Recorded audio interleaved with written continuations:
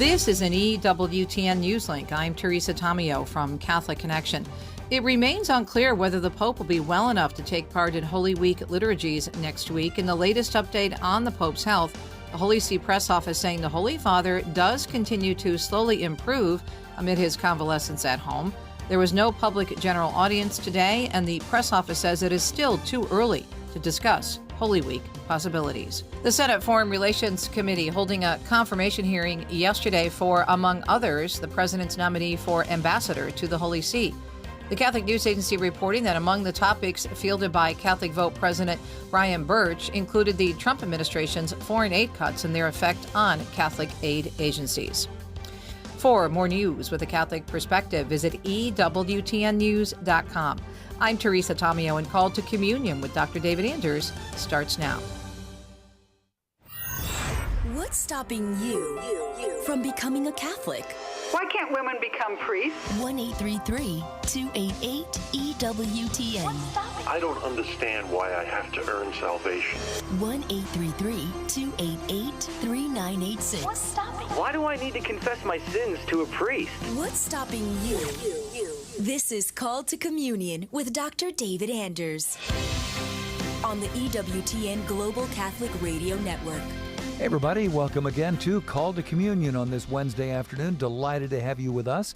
This program is for our non-Catholic brothers and sisters. Those of you who have questions about the Catholic faith, maybe you're looking around and you're thinking, well, how do I get an answer about what the Catholic Church actually teaches instead of something on the internet? Well, we all know that what's on the internet may or may not be true. We can help you with that. Here is our phone number, 833-288-EWTN. That's 833-288-3986. Outside North America, please dial 1 and then 205-271-2985. You can also text the letters EWTN to 58177. Wait for our response. When you get it, then text us your first name and your brief question. Message and data rates may apply. You can also shoot us an email, ctc@ewtn.com.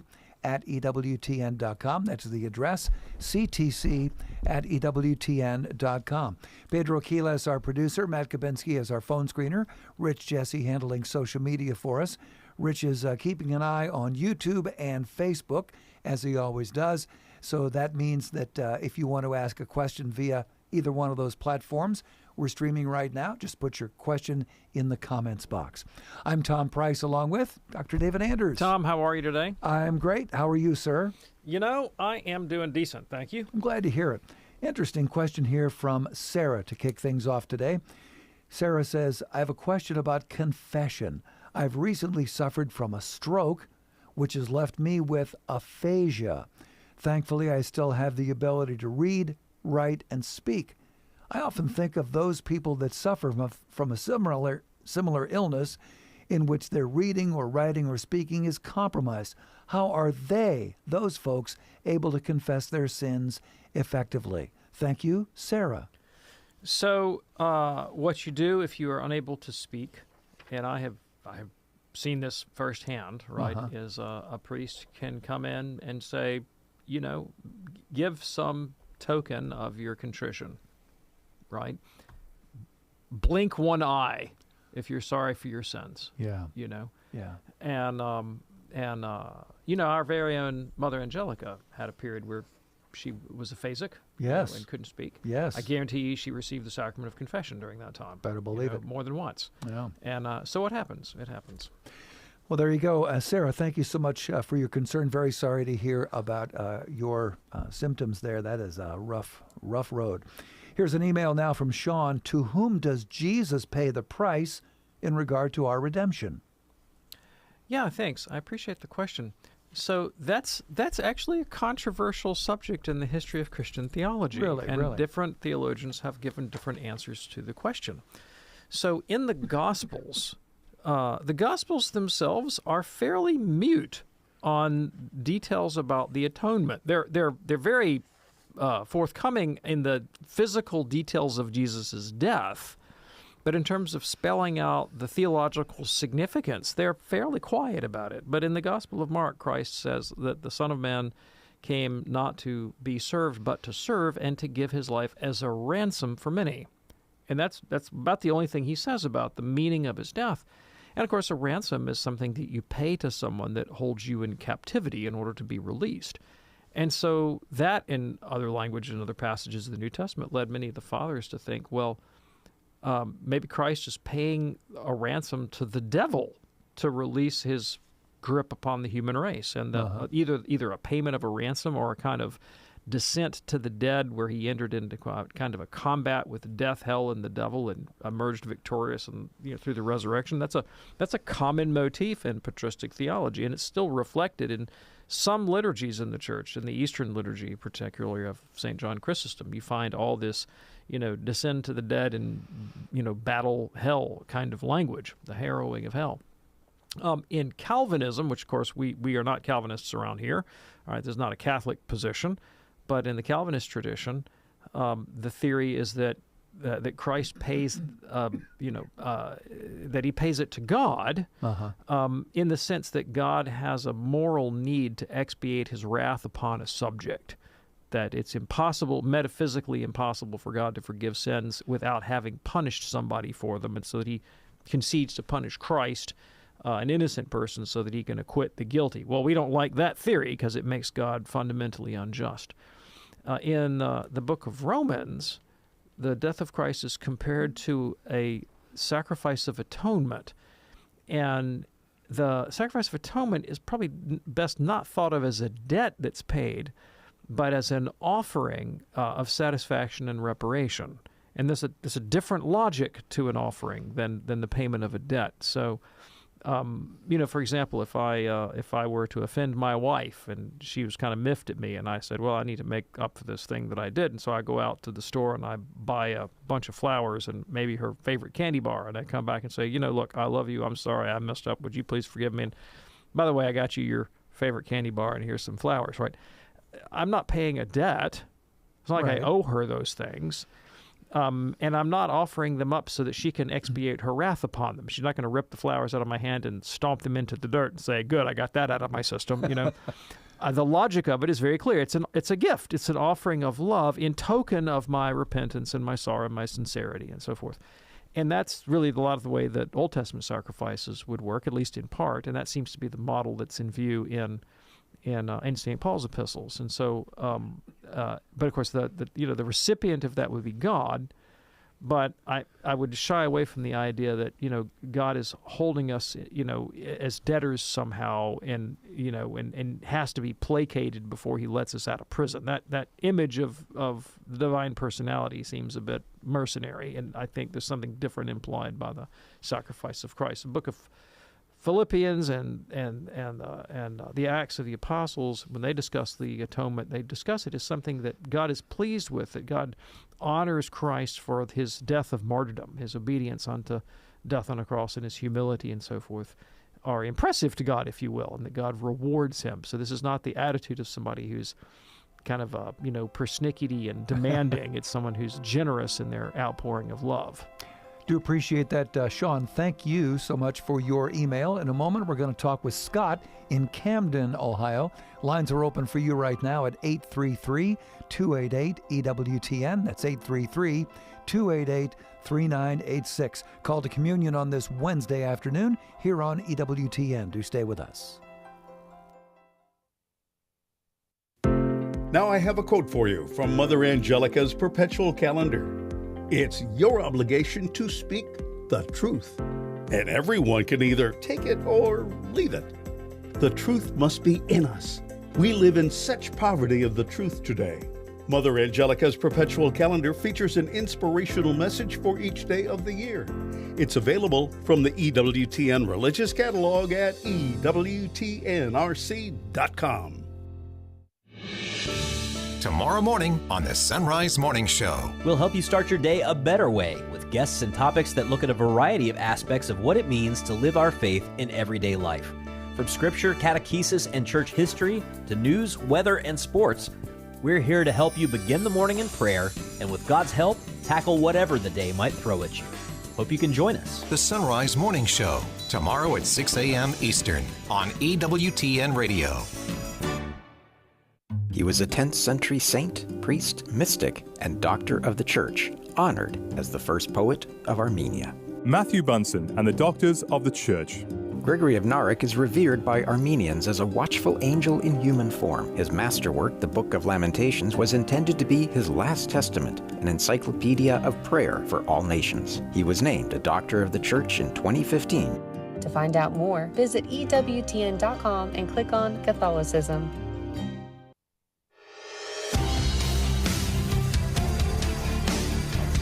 It's Called to Communion with Dr. David Anders on this Wednesday afternoon here on EWTN. Our phone number 833-288-EWTN. That's 833-288-3986. You know, each week EWTN keeps you informed and educated with the latest news and truths on abortion, euthanasia, assisted suicide, and the culture of death on our wonderful program, EWTN Pro-Life Weekly. You'll hear it each and every Sunday here on EWTN Radio. We can also send you a link to our program each week. Visit EWTN.com, click on subscribe, and you are good to go. If you're ready now, let's go to the phones at 833-288-EWTN, beginning with Scott in Camden, Ohio. And I believe Scott is listening to us on Sacred Heart Radio. Hello, Scott. What's on your mind today? So I get is based on 1 Timothy 4:3. I've been told the Catholic position is, we have Peter, he was married. If you have an Anglican priest or some other priest that joins the Catholic Church and they were married, that's acceptable. But I don't think it sufficiently answers that scripture, because Catholic Church. So how would you reconcile that? Oh, sure. So 1 Timothy 4:3 singles out people in Paul's community that were forbidding marriage. And he says, take issue with these people. They're not right. Okay. Well, it's interesting because, first of all, St. Paul himself recommends celibacy in 1 Corinthians. He specifically says it is better not to marry. But he doesn't forbid it. He doesn't forbid marriage. He says it's better not to do, but, if you need to, go ahead and do it. And he gives instructions for how to go about doing that, right? And in the context, so what kind of community would forbid marriage? Now, I want to point out that the Catholic Church has never forbidden marriage, ever. In fact, the Catholic Church is kind of a singular institution for having elevated Christian marriage to a sacrament, and says that the institution, far from being unholy or base or sort of condemning you to hell or something like that, is actually a sign of Christ's love for the Church and is an essential part of the Church's constitution. And in antiquity, there were a number of women, pagan women, who, they weren't pagan, they were converts from paganism to Catholicism. They went to death. They were martyred for their faith because they so strongly believed in the Church's doctrine of women and of the human body and of marriage and of celibacy, right? And the pagan view was that you force women to marry against their will, because women essentially have one job, and that's to bear pagan children and keep the population going. And the Church took the position that women actually have the right to dispose of their bodies according to their own will, and the forced marriage is not a valid marriage, right? You can't force marriage on anybody, and they can choose marriage, or they can choose consecrated virginity and give their lives to Jesus. But if they choose marriage, they choose well, and that marriage is in fact a holy institution. It's fundamental to the Church's constitution, and that's a strange position to take if you think that marriage is an unholy thing that necessarily has to be avoided. So the Church has never forbidden marriage. The Church has never forbidden categorically forbidden married people from becoming priests, and there are plenty of married Catholic priests in the tradition, East and West, and have been for centuries, and there has been a continuous and unbroken line of married priests in the Catholic Church, particularly in the Eastern rites of the Catholic Church. Sure. In the Latin tradition of the Catholic Church, following the advice of Jesus and St. Paul, there is a strong preference for a celibate clergy. It is not a categorical mandate, but is a very, very, very strong preference that is expressed in law, so that the married clergy are an exception to the rule, but there are definitely allowable exceptions. Now, why would the Church take a preference for celibate clergy? Well, It's because sacred Scripture says to, right? It says take a preference for celibacy. And I mentioned Paul in 1 Corinthians makes that quite explicitly. So what's in view in 1 Timothy 4 when Paul says, watch out for those people that forbid marriage? Well, there were many non-Christian groups in antiquity and into the Middle Ages that in fact categorically forbade marriage, in particular Gnosticism, some forms of Manichaeism, some forms of Albigensianism in the Middle Ages, that said the body is evil, the flesh is evil, and therefore institutions that would perpetuate the body or human procreation are by nature intrinsically evil.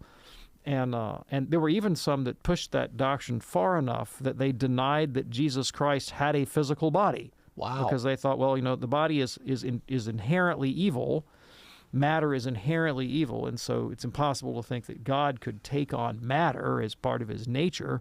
And therefore the incarnation is a sham. It's only an appearance, and Jesus only seems to be human. He's not really human. They were called docetists or docetists, after the Greek word dokeo, which means to seem, right? And so these are the kinds of traditions that are in view in 1 Timothy, right? Those that hold that matter is intrinsically evil, and therefore any procreation, any copulation and procreative activity would necessarily implicate one in evil. There is a similar position that's alive and well in the world today, and is I don't want to use the word respectable, but it's a position that would be held by certain people in eminent institutions. I'll put it that way. I won't call them respectable, but I'll say eminent institutions with wide reach and public influence. All right, and it's a position called antinatalism. And it's not exactly based on the idea that matter is evil, but it's kind of based on the idea that humanity is intrinsically evil, right? And this would be kind of a sort of maybe like a radical environmentalist critique of humanity that says, people are the kind of like a virus that have infected the planet and they're causing, environmental degradation and destruction. Well, humans may very well be causing environmental degradation and destruction. I don't want to deny that, but it doesn't make the human race as such intrinsically evil. And the antinatalists would take the position that human life is uncertain and often subject to pain and misery, and in fact humans do an awful lot of harm to themselves and one another in the environment. And so the moral position is to not have children, right? To positively abstain from bearing children. Wow. That it is immoral to have kids, and you encounter this explicitly sometimes in the writings of philosophers, and you encounter it implicitly a little bit if you travel in certain parts of the country. Now, to avoid offense, I won't name names, but I was doing some traveling a few years ago for Catholic radio, and I'll just say I landed in a part of the country where there were infinitely more veterinarians than there were pediatricians. Put it that way. There were more pet cemeteries than there were daycares, right? And I had obviously stepped into a culture that had decided to not propagate itself. Wow. Right. And we see that there are places in the world today where demographically that's just happening. The countries, particularly in Western Europe, that are just depopulating because they don't procreate, they don't have children. Sometimes it's out of just personal concern. Kids are expensive and inconvenient. Other times it's due to these ideological commitments that would hold that, hey, procreation is intrinsically evil. These are the kinds of attitudes that Paul is combating. He's not talking about the Catholic priesthood because he himself was a celibate priest and he advocated celibate priesthood. Scott, is that helpful for you, sir? Yeah, that's helpful. I don't know if you have time for just a quick qualifying question. Sure, go ahead. Did I understand that you said that it's not necessarily against the rule for Catholic priests to marry? They just, in general, don't. Okay, actually, let me grab one thing that you said and flip it around. Change the syntax. I said married people can become priests. I never said priests can become married people. Those are two different things. Right? So in the Catholic Church, a married man can become a priest. But let's say his wife dies. Well, if the wife's dead, he's one and done. Yeah. He can't take another wife. And if you get ordained as a celibate priest, you don't have a wife, you will not take a wife. Like you're committed to that point. So married men can become priests. Priests cannot become married men. All right. Now, that being said, the Catholic Church is divided up into divisions called rites, R-I-T-E-S. Okay. In many of the rites of the Catholic Church, there are provisions for married clergy. as a normal thing, all right, and have been for pretty much the whole history of the church. Okay, it is the Latin rite only, which is the one that's predominant in the United States, where the celibate clergy is the overwhelmingly strong majority, right? And it is a point of law, meaning that the exceptions to that rule are very specific. They're things like converts from Anglicanism, for example, or maybe converts from Orthodoxy and other traditions. But they're legal exceptions that prove that this is ultimately a matter of custom and discipline. It's not a matter of sort of metaphysical necessity. Whereas the position that Paul is arguing against here in 1 Timothy is not just a matter of custom. It's a matter of someone who has a philosophical prejudice against matter or marriage as such in principle and says that it's intrinsically immoral. Catholic Church does not say it's intrinsically immoral. It actually says marriage is a holy and just institution that's sanctifying, is a sacrament, and is a picture of the marriage of Christ to the church. The church does not say that about the celibate state. Being celibate as such is not a sacrament. Being in religious life is not a sacrament. It's a vocation, but it's not a sacrament.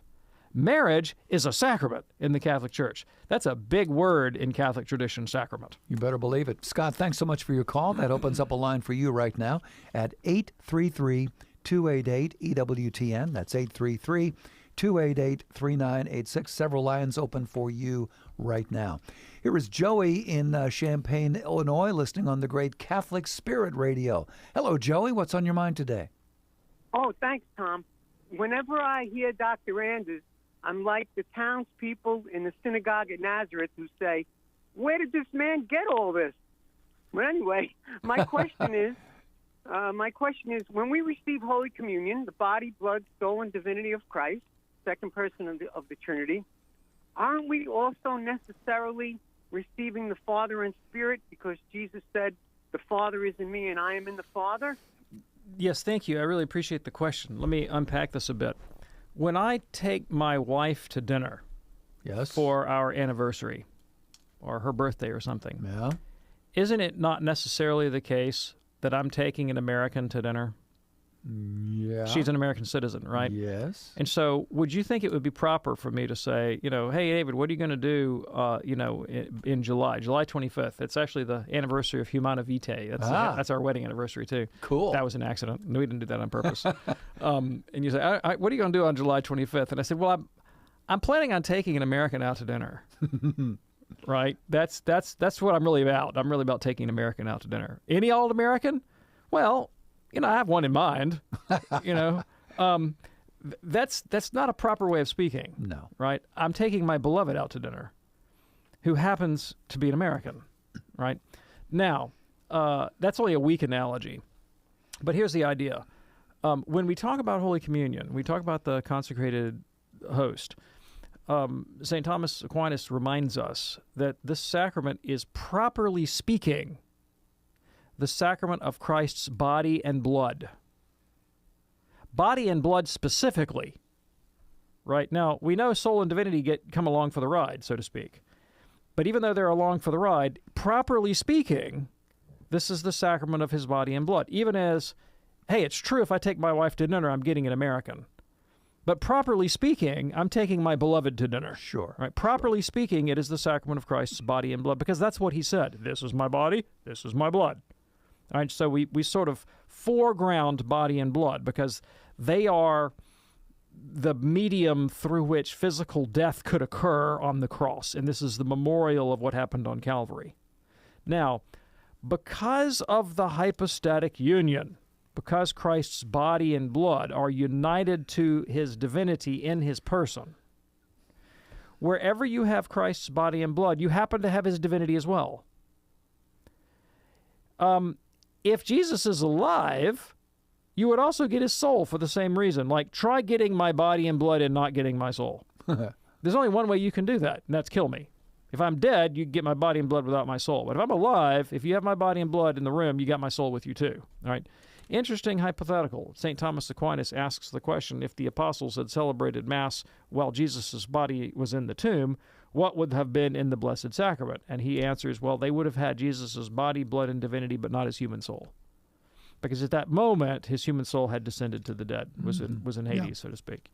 And which shows that what's present in the Eucharist is Christ in his proper person right now, at this very instant. That's the Christ who's there, not some Christ from some other time, right? Yep. So it's properly body and blood. Now, when you adjoin divinity, so you got body, blood, soul, and then you got divinity. Uh-huh. Well, if you get divinity, you're getting the Blessed Trinity, because you can't have divinity without having the three persons in one substance. Sure. Right. So necessarily, yes. But again, it's kind of like I'm taking an American to dinner. Like, this is not properly speaking the sacrament of the Blessed Trinity. It's properly speaking the sacrament of Christ's body and blood, which necessarily, and this is the technical term here, through concomitance, which necessarily through concomitance brings these other things along for the ride. Mm-hmm.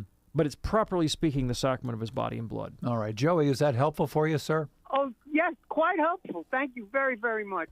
Well, you are most welcome. Thanks for checking in from Champaign, Illinois. What a great radio station you've got there, Catholic Spirit Radio. Very nice, small network that is very faithful to EWTN. We're very glad to have you as a part of our EWTN family. In a moment, we're going to get to Barb, a first-time caller in Defiance, Ohio. Also, Chris is in Ohio. Mansfield is in Ohio. We have an infestation of Ohioans, and I think that's kind of a good thing. So there it is. And we do have a couple lines open for you as well at 833-288-EWTN. That's 833-288-3986. Call to communion on this Wednesday afternoon here on EWTN. Do stay with us.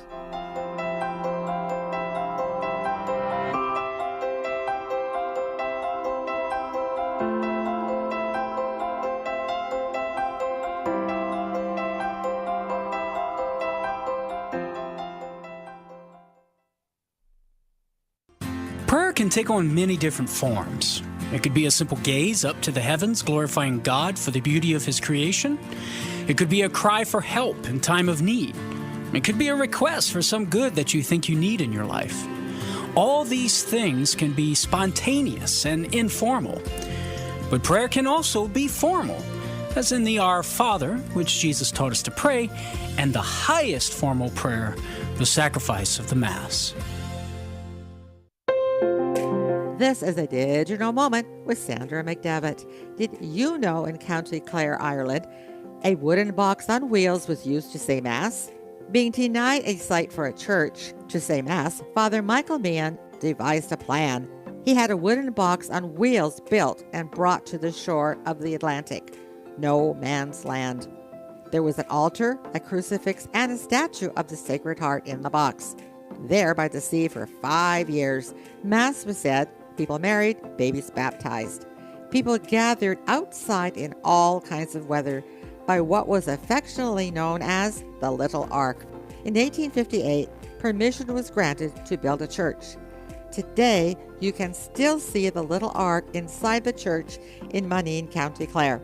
Father Meehan is interred near his beloved Little Ark. I'm Sandra McDevitt for EWTN Radio. This is Montse Alvarado. This is Colin Donovan. This is Deacon Harold Burke-Sivers. This is Father Gerald Murray. This is Raymond Arroyo. The most trusted Catholic voices are on EWTN Radio.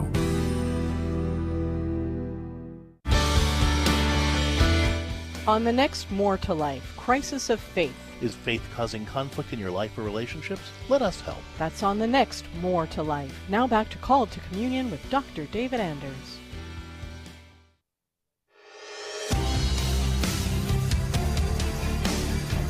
Glad you're with us for Call to Communion here on EWTN. You can call right now at 833-288-EWTN. That's 833-288-3986. Let's go to Barb now, a first-time caller from Defiance, Ohio, listening on the great Annunciation Radio. Hey, Barb, what's on your mind today? Hello, and thank you for taking my call. Sure. I have a question about extraordinary minister of the Holy Eucharist, about becoming one. Our deacon asked for some people to consider helping him in the ministry of taking Holy Eucharist to the sick in their homes. And I prayed about it, decided that I would like to do that. And then somebody in our church who is a little bit more traditional leaning said that women should not be doing this, that an extraordinary minister of the Holy Eucharist should be a man, and also lectors, cantors. I think they mentioned something about minor orders, and this is not something I'm familiar with. So I'd like Dr. Anders to give me a reference or a source of information of church teaching in case somebody else comes up to me and says, you shouldn't be doing this. Yeah, thanks. I appreciate the question. So I have a question for you. Is this traditionalist-minded person in your parish the pastor? No. Is this person the bishop? I think not. How about the Pope? No. All right. No. So all of the authorities of Catholic life who rule and adjudicate on such issues permit women to serve in these roles. Case closed. Yep. Case closed.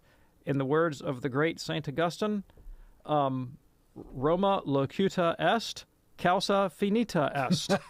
Rome has spoken, the case is closed, right? Long time ago, in the 4th century, the heretic Pelagius was arguing that children do not have original sin. And St. Augustine responded, and he said, well, then why does the church baptize them? And so he argued from the practice to a theological conclusion. Here's my takeaway from that. The interesting thing was Augustine presumed that if the church does it, then there must be a solid theological justification for the church doing it. Mm-hmm. Right? So you could reason from the fact of the practice. The practice itself is authoritative because the church allows it. And then you work your way back? And then you work your way back, exactly. Okay. And so the fact that the church permits this means that it's okay. You follow me? Yeah, right? Yeah. And your friend in the church is, well, he's not the boss of you, right? And he's not the bishop, and he is not the singular interpreter of Catholic tradition. There is someone whose job description includes authoritative interpretation of the tradition, and that's the Pope. That is his job. And the Pope says, this is okay. Yeah. And so don't listen to the nenaires, right? And if the pastor commissions you for a job in the church, whether it be lector or whether it be extraordinary minister or whatever, or a cantor or PSR teacher or whatever it might be, if you are commissioned, you're commissioned. You know, in a similar vein, I asked my former bishop, Robert Baker, one time, I said, Bishop, when did you know you were called to be a priest? He said, when my bishop ordained me. I love that answer. Yeah. I think it's just brilliant because it really underscores the point that I'm making, was that, you know, God has set up the church. Christ established the church to be the authoritative point of contact to transmit the tradition. And so if the church does it, then we stay with the church. Sure. Barb, is that helpful for you? That's very helpful, and that's what I tell these folks. And they also have challenged people on receiving communion in the hand. Of course they have. And yes, that's my sort of reply is the church allows this. You're making it difficult for people, you know, and setting up these boundaries that the church doesn't do. Yeah. So there is there's a church father and a doctor of the church named Cyril of Jerusalem. He's also 4th century. And he wrote a very famous series of lectures for catechists and catechumens, the catechetical lectures of Cyril of Jerusalem. And in one of them, he gives instructions for how to receive communion and how to do it reverently. And he says, you know, go forward and cup your hand like a throne fit for a king. Obviously, in a community that received communion on the hand. Mm-hmm. And the guy's a doctor of the church, and he's writing about 4th century practice, right? Yeah. But even more beside the point beyond that. So this, you know, tomorrow, I mean, this is true. I had this conversation with my wife this morning. We were talking about this very issue. I said to her, you know, honey, if the Pope came out tomorrow and he said, we're going back to 1963 and every church has to install communion rails, and all the laity have to come up and kneel in a row, and the priest has to come and place communion on every tongue, and nobody's touching it, and nobody's getting up, and we're going to do it that way again. I would sign up tomorrow, and I would be there on my knees, because the Pope said so. Sure. And I want to be with the church. I want to be in union with the church and do what the church is doing. I'd be happy to do that. And if the Pope said, you know what, we're going to tear up the communion rails, and you're going to walk down the front of the aisle, and you're going to receive in some other fashion, and we're going to do it that way, I'm happy to do that, because I'm with the Pope and I'm with the church, right? And to my way of looking at it, Jesus had a lot to say about people who would, as it were, tithe mint, dill, and cumin, and neglect the weightier matters like love and justice and mercy. Mm-hmm. And I have a hard time wrapping my head around how my bodily posture is the primary point of reference for what constitutes reverence, when everything in sacred scripture tells me that reverence that God acknowledges has to do with my ethical orientation towards my neighbor, right? That it's my humble, charitable, virtuous engagement in my neighbor's good, like integral benefit and well-being, that determines whether or not I'm really filled with grace or not. I mean, Paul tells me the one criterion for sacred worship that really counts is charity. He's so explicit about this. Just like we read it at every wedding. He says, if I speak with the tongue of men and angels, if I have the knowledge that can fathom all mysteries, if I have faith that can move mountains, even if all these external elements of the Catholic Church, I can have all of that. But if I don't have charity, I'm nothing. And Christ, it seems to me, just had a lot to say about people who want to prioritize other things and make the main thing, right? And the point of liturgical conformity, especially, is to signal our unity with the church, right? And so that's why if the Pope says it, I'm there. You better believe it. Barb, thanks so much for your call from Defiance. Glad that you're listening to us there on the Great Annunciation Radio. Or is she on Annunciation? Wait a minute here. Yep. Also on Annunciation Radio is Pam, a first-time caller from Mansfield, Ohio, listening on also Annunciation Radio. Hello, Pam. What's on your mind today? Hi. Yeah, I was wondering if I could get some clarification. So with the lady who was caught in the act of adultery, and then I understand completely and agree with that. Let only the person who has not sinned cast the first stone. Mm-hmm. But I'm wondering, though, as far as if that's interpreted as being judgmental or speaking out, I guess more so speaking out. So at times, are there times that we should speak up when we are in a situation that it's not actually judgmental, but maybe protecting other people? For example, someone who is abusive. Sure, I follow you. Okay, so first of all, let's go back to John chapter 8, where Christ says this, let he who is without sin cast the first stone. Remember what the Pharisees wanted to do here. They wanted to execute someone, that is, put them to death for the crime of adultery. And in the book of Deuteronomy and in the book of Leviticus, they both say that if a man and a woman are caught in adultery, then the Israelites are to put them to death by stoning, kill them, execute them. And so this is not a metaphor in John chapter 8 for some other kind of behavior. This is a literal debate about an actual judicial execution. And so Jesus is not saying that you shouldn't criticize bad moral behavior. That's really got nothing to do with it. And Christ himself criticizes bad moral behavior. And the last call, I talked about behaviors that Christ openly criticizes, right? Like religious hypocrisy being one of them, okay? Yeah. Here, what's at issue is Jesus going to consent to authorize a judicial verdict of death against a specific individual, and he refrains. He makes the decision to refrain, not to impose the death penalty that the law called for out of charity, right? That's what's in view in John chapter 8. Now, your question, should we stand up to evil? Absolutely, we should stand up to evil, 100%, right? And so did the apostles. And they talked back to authority. Jesus talked back to authority when authority was wrong. John the Baptist lost his head because he said to Herod, "It is unlawful for you to have your brother's wife."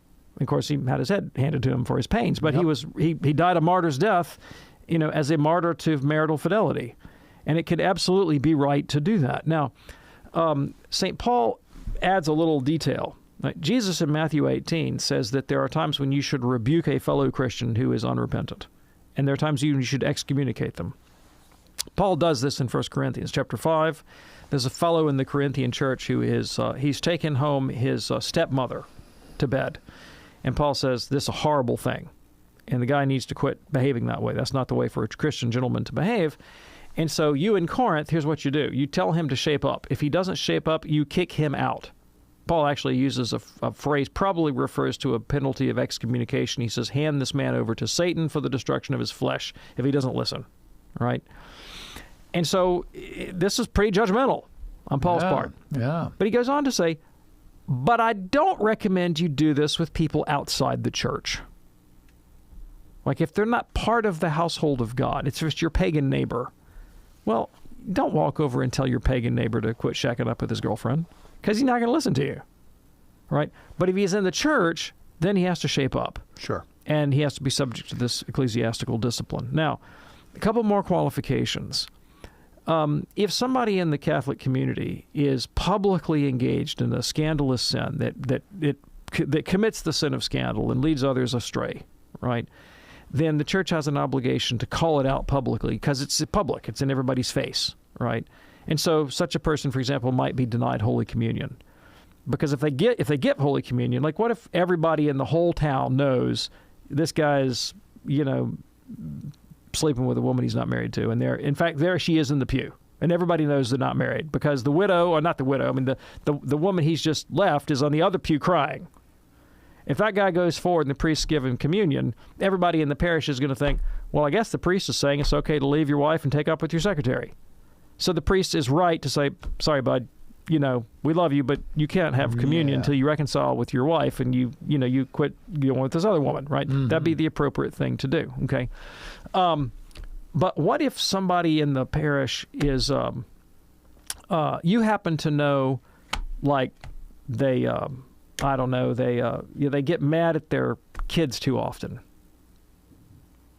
Well, should you stand up in the middle of church and say, don't you give him communion, Father? He gets mad at his kids too often. No, it's not a public scandal. Right. Right? It's bad, but it's not as grave, right? And it's probably something you're hoping, if you trust the fellow's goodwill, that he's working out in the internal form of the confessional with the priest, right? And that's the proper form for it, okay? Yep. Moreover, if you do this, you're going to alienate him and chase him out of the church. He's never going to come back, right? And so the church says, if it's a grave matter, if you're the best person to make the admonition, if they're likely to listen, then you admonish the sinner. And sometimes you have to, right? But you don't have to admonish every sinner all the time. Pam, thanks so much for your call from Mansfield, Ohio. Call to Communion here on EWTN, where we bring you the holy sacrifice of the Mass from Our Lady of the Angels Chapel live every morning at 8 a.m. Eastern on EWTN Radio, also on EWTN Television. And guess what? We can send you a link to the Mass every day. Visit EWTN.com and click on the word subscribe. And we are very blessed to be able to bring you the holy sacrifice of the Mass each and every day. Let's go back to Ohio and talk with Chris in Parma, listening on AM 1260, The Rock. Hey there, Chris. What's on your mind today? Well, the Pope admitted that dogs go to heaven. So how about cats and other animals? Because I like them all, and I really think that heaven is whatever you make of heaven, and heaven is where my dog is, because I love my dog. My dog is really, really helpful to me. Yeah, thanks. I really appreciate the question. So let me clarify a few points about the Christian view of the afterlife, the Catholic view of the afterlife. So in the Old Testament and in Jewish theology at the time of Christ, people had said very little about what happens to the soul when you die. What they were more interested in was what happens at the end of time. They weren't so interested in the question of my individual fate immediately upon death. They were interested in the question of what happens at the end of time, and on the day of the Lord, right, when the kingdom of God comes. And there, what became the dominant view in Second Temple Judaism was that when God came in power to judge the nations, that he would raise the dead physically. The dead would get up out of their graves and get their bodies back. And Christianity inherited and continued that teaching. And we repeat that in the creed when we say, I believe in the resurrection of the body, resurrection of the dead. Right? That's part of the Christian doctrine. And we believe that when Christ comes back at the end of time to judge the living and the dead, that all the dead will be raised in their bodies, physical bodies. And the righteous will be admitted to eternal dwellings, and the unrighteous will go to hell. But this takes place in a physical, temporal domain. And so the future that we're looking forward to is a future with bodies. And St. Paul tells us in Romans chapter 8 that all of creation, the physical order of creation, the earth, the trees, the plants, the flowers, the animals, will participate in some way in the redemption offered by Christ at the end of time. All right? And so Scripture suggests that in that eschaton, in that future kingdom of God, which is, remember, is going to have bodies in it, our bodies raised from the dead, that gives every indication that animal life will be a part of that. Now, that's different from the question, do I go to heaven when I die? Because when you talk about going to heaven when you die, you're talking about what happens to your soul immediately upon physical death. Now, we just said that there's going to be a resurrection of the body at the end of the time.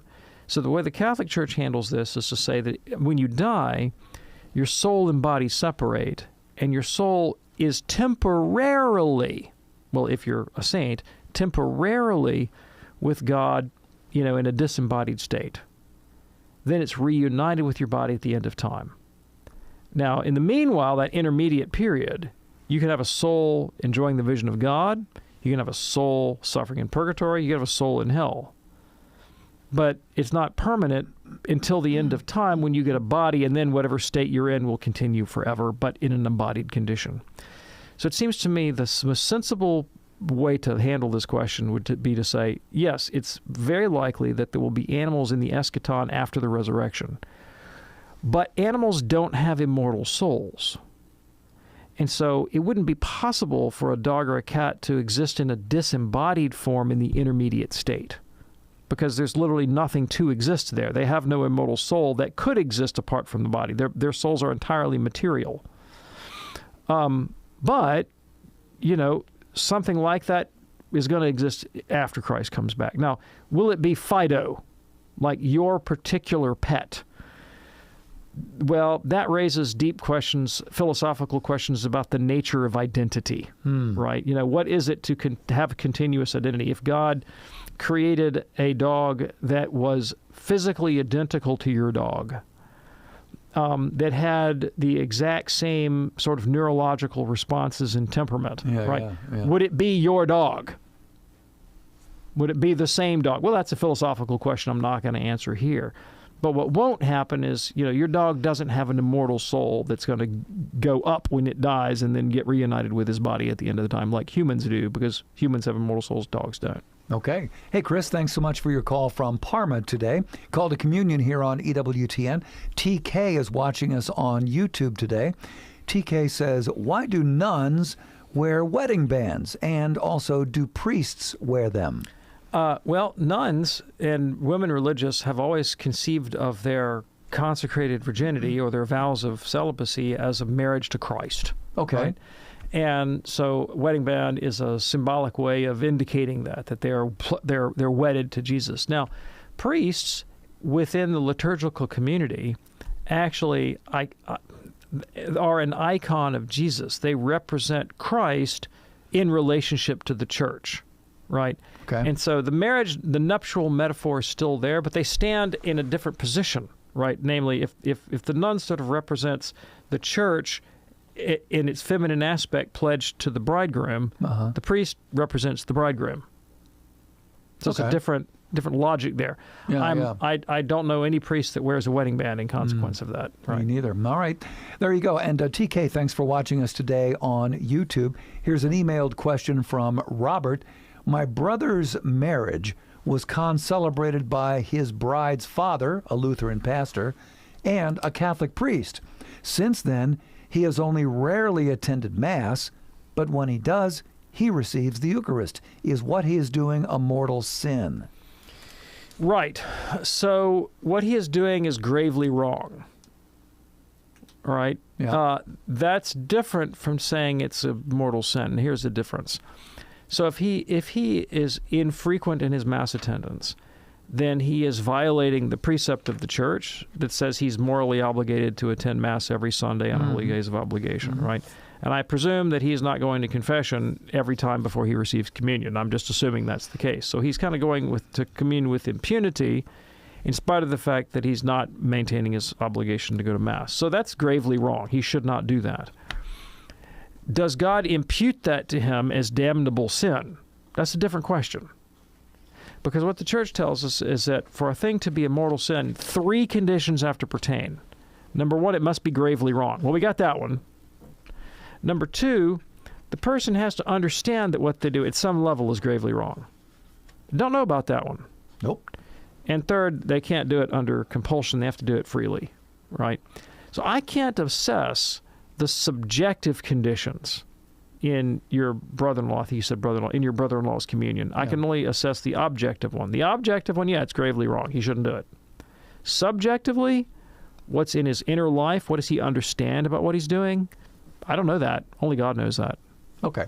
Oh, very good. And thank you. And that was from Robert. Robert, thank you so much. We hope that's helpful for you and maybe at some point your brother as well. Here's one now from Walter. Dear Dr. Anders, my understanding is that the Church teaches that God does not have emotions or passions. Will we have emotions and passions if we make it to heaven? Will we have the strong feelings that parallel with love and dislike?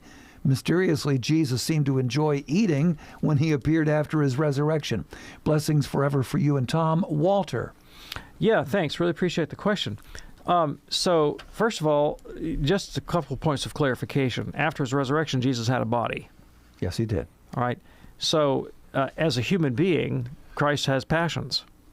And the resurrected Christ has passions. The glorified Christ has passions as a human being, because that's a characteristic of human nature, sure. Right? Now, you said, will we have the emotions associated with love? Love is not an emotion. Love is a disposition of the will, a function of the intellect, right? It is the settled disposition of the will to be benevolent, to seek the good of another being, and to seek union with that other being.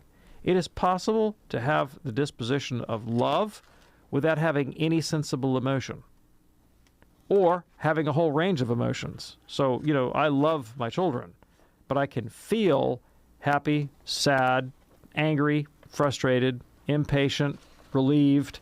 There are any number of emotional states that are consistent with the intellectual position, the stance of love towards them, right? After the resurrection, like Jesus, you will have a body. Your body will have bodily effects. Presumably, it'll have neurotransmitters and the like, unless God invents a completely different kind of brain after the resurrection, which I suppose he could do, right? I don't know how that's going to function, but you're going to have a body, so presumably it'll be subject to change and passion. It'll be able to move from place to place, etc. What about the separated soul? What about your soul without a body, right? Well, your mode of cognition will be radically different, but that's just temporary. St. Thomas has a whole section of the Summa where he discusses the mode of cognition of the angels and the separated souls. And he talks about the nature of human consciousness in the intermediate state when you don't have a body. For more information, consult St. Thomas on this question. Yeah, always, right? Pretty much, as far as where you stand, he's the guy. Well, he's called the common doctor of the Church for more than one reason. One is that what he says on most subjects is safe and authoritative. And 2, he says something about most subjects. He sure does. Right. Yeah, there you go. And Walter, thank you so much. Thanks also for your good wishes. We do appreciate that. Dr. David Anders, a great show. Thank you, sir. Thanks, Tom. We do it right here on EWTN Radio Monday through Friday at 2 p.m. Eastern. Check out the podcast whenever you wish. Go to EWTN.com/radio.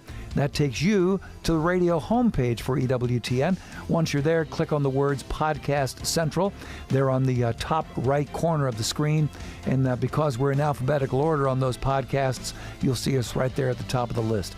On behalf of our fantastic team, I'm Tom Price along with Dr. David Anders. Thank you for joining us. See you tomorrow, hopefully on the Thursday edition of Call to Communion. Until then, have a beautiful day and God bless.